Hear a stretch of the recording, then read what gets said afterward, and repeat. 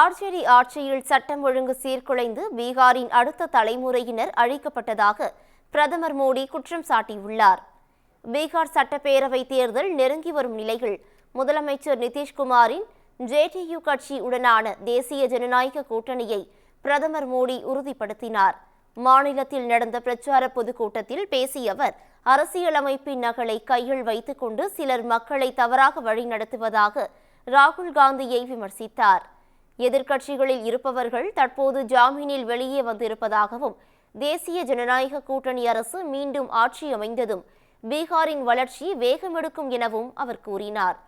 இந்த நிலையில் நிதிஷ்குமார் ஆட்சியில் நடந்த 55 ஊழல்கள் குறித்து முன்னதாக பேசிய பிரதமர் மோடி, தற்போது பேச மறுப்பது ஏன் என எதிர்க்கட்சித் தலைவர் நிதிஷ்குமார் கேள்வி எழுப்பியுள்ளார்.